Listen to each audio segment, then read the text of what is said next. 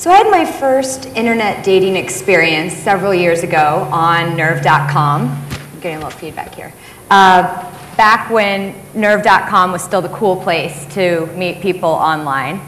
And during that initial internet dating stint, I went on 2 dates. One with a very attractive music executive who continued to sniff my scalp during dinner to see if we were pheromonally compatible. And another with a slight pink-haired, anorexic emo guy. To be fair, I thought the pink hair was kind of hot, but I didn't learn about the anorexia until he only ordered broth for dinner and said he needed to lose some weight. So at some point during our painful first and only date, he shared with me that he was somewhat of a depressive guy. Not particularly surprised, I attempted to empathize and said that I'd had friends that had struggled with depression and was very sympathetic. And he stopped me and said, "No, I've met people like you. You can't understand. You're one of those happy people." And I never really forgot that scathing accusation that I had the nerve to be happy. And I'd never really thought of people in those terms, happy or not. But since that date, I've grown increasingly obsessed with the concept of happiness. And judging from the abundance of literature on the topic, I don't think I'm the only one. I've read books like The Happiness Advantage that told me how to be happier at work, Authentic Happiness, which uses positive psychology to create lasting positive feelings, The Happiness Project, a sort of do-it-yourself happiness guide. I revisited Csikszentmihalyi's concept of flow as it creates optimal, more satisfying experiences. I participated in the Track Your Happiness project. Turns out I'm happiest on Thursdays, when focused, while doing what I want to do but don't have to do when on a date or when interviewing someone. I'm also a sociologist, and I teach in the Department of Media, Culture, and Communication at NYU. So I'm sort of naturally obsessed with our relationships with technology and how they affect our human relationships. And so I felt compelled to examine these two concepts together. But first, what is happiness? How do we define it? Sean Achor in The Happiness Advantage defines it as follows. Happiness implies a positive mood in the present and positive outlook for the future.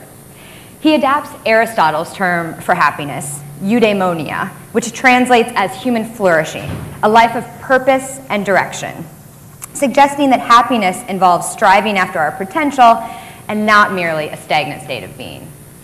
But what is digital happiness? Or what does it mean to be happy in a digital world? Our lives are increasingly mediated, but are we happier? In an attempt to answer this question, I developed a sort of happiness architecture, a framework for digital happiness in 3 parts. 1, 4 characterizations of the possibilities and capabilities of how technology affects happiness. 2, 4 dichotomies that arise as a result of these categories. And 3, 4 areas of life and culture transformed by digital happiness. Since the mid-20th century, technology and our relationships with it have evolved enormously. From the ENIAC to the internet to smartphones, we've become increasingly connected and digitally mediated. Albert Einstein also examined the relationship between technology and happiness. Why does this magnificent applied science, which saves work and makes life easier, bring us so little happiness? The simple answer runs, because we've not yet learned to make sensible use of it. So here are 4 areas in which we are making a concerted effort to make sensible use of technology in an effort to create more of those happy people. 1, identify.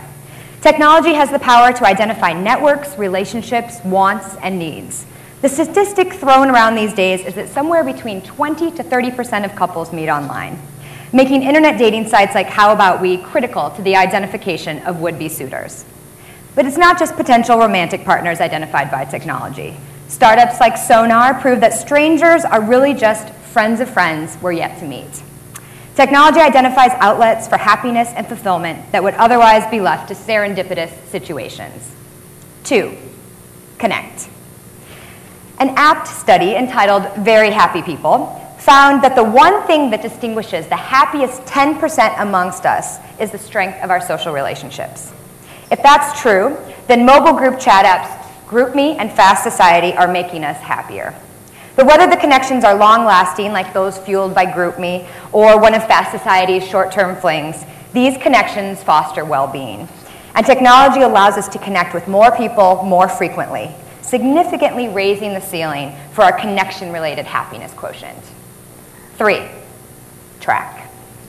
Life tracking can have many positive effects on your well-being, on everything from your pocketbook to your health. Startups like Mint, Recycle Bank, and Voy URL track your spending habits, green action, and browsing patterns alike. But is there a risk to this self-tracking? Sherry Turkle suggests that this incessant tracking, or life logging, encourages people to live for the record instead of the moment, begging the question, are we less happy when we detach from the present and plan for the future?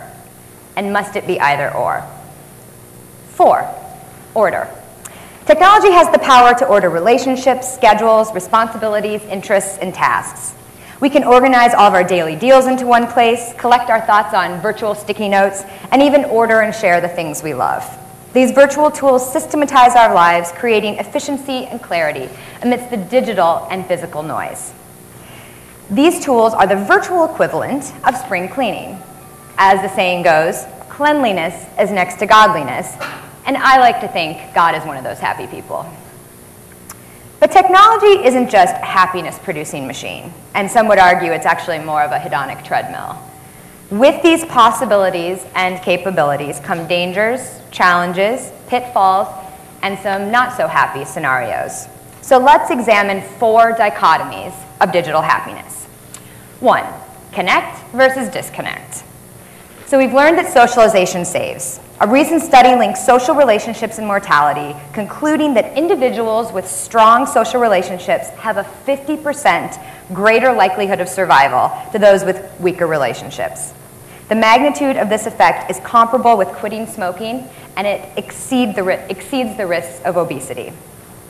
So the data speaks for itself. Not only does it revolutionize the accepted formula for a healthy lifestyle, it also challenges us to redefine what it means to be social. Does email have the same positive effects on your health as a hug? Can friending someone on Facebook lead to the same sort of enhanced longevity that comes from meeting someone for coffee? So we've established that connection leads to happiness and disconnection leads to loneliness or even death. But is this theory only valid up to a point? Can too much connection actually impede on happiness? Some people argue for periodic media fasts, a sort of technology cleanse where one refrains from using as much technology as possible for a set period of time. The Sabbath Manifesto and the National Day of Unplugging are committed to slowing down lives. In my media and identity class, I asked my students to abstain from using as much technology for as long as possible. Some go cold turkey, while others restrict it to only a single social media channel. Last semester, I had one student who cut himself off from Facebook for 24 hours and nearly had a panic attack. So what's the value in this sort of disconnecting? In solitude, we might find stillness.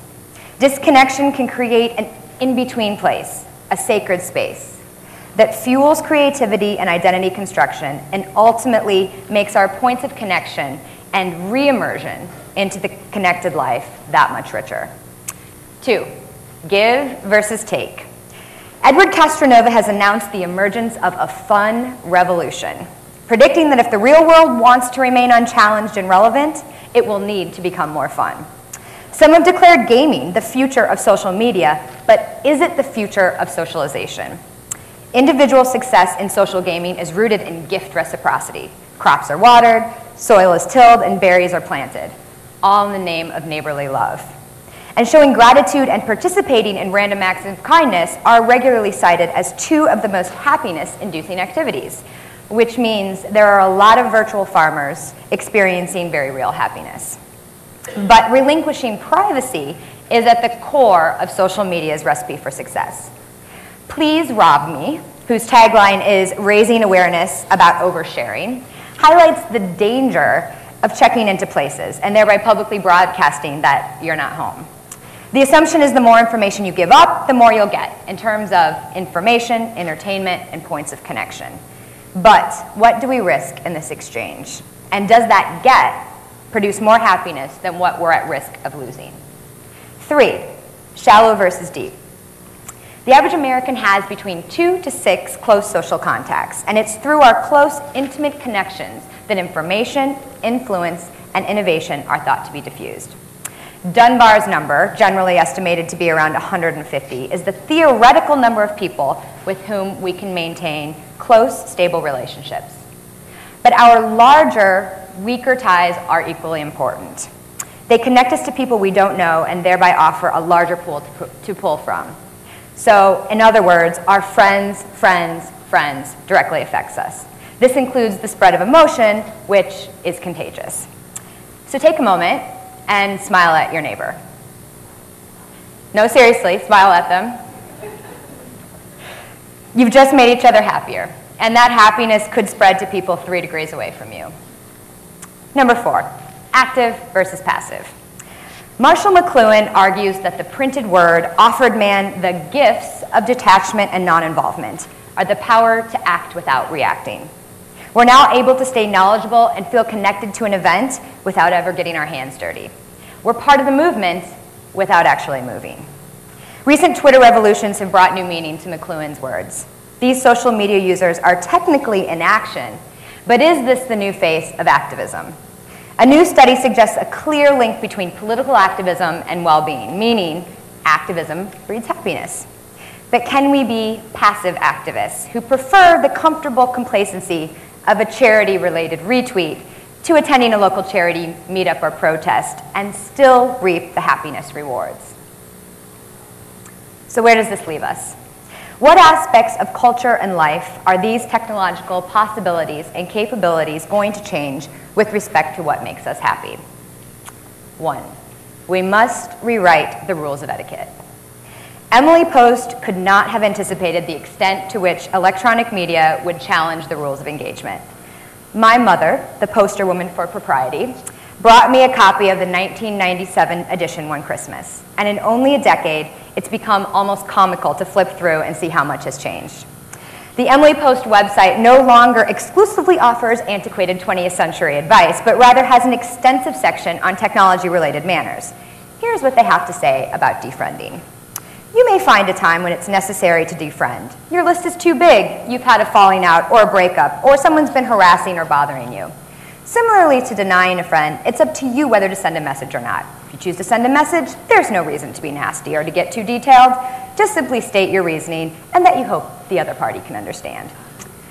Jimmy Kimmel even created a National Unfriend Day, which I support because I never need a status update on your medical history, your ovulation cycle, or your masturbation rituals. So while the Netiquette rulebook is still being rewritten, our embodied interactions are equally in flux. Young people are increasingly reticent when it comes to face-to-face interactions. So what does it even mean to be present? Are we constantly at risk of being nexted, to use the chat roulette term? Phones are placed on the table or bar, a third party ready to disrupt the scene at any moment. Technology challenges our social expectations as well as our more intimate ones. What does it mean to cheat on your significant other? Where do virtual relationships, flirtations, verbal exchanges, and cyber sex fall on the cheating continuum? Ask your significant other that question. It tends to inspire a rather passionate and interesting debate. 2, we will rethink how we mobilize and incentivize people. Different types of activities can facilitate or inhibit a flow state. Trolling Facebook, for instance, is a type of passive leisure that is satisfying for only around 30 minutes, after which time it creates a type of psychic entropy, apathy, listlessness. Active leisure, on the other hand, like games or sports, take more effort but are infinitely more satisfying. Jane McGonigal argues that we create our own happiness by focusing on intrinsic rewards that result from self-motivated, self-rewarding activities, like alternate reality games. One such game, Chore Wars, is a digital platform used to motivate members of your household or office to complete real-world tasks. Each completed chore earns experience points or virtual loot, all of which can be traded in for real-world rewards like rounds of drinks or coffee runs. So, on the domestic chore continuum, how many free drinks does it take to motivate you to clean the toilet?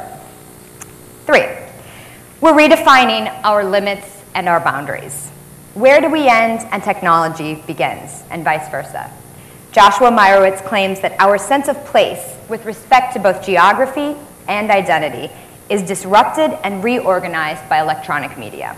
It transports us and creates a boundaryless intimacy. I'm simultaneously here and there. I'm me, but I have a sense of connection with people and places well beyond my immediate context.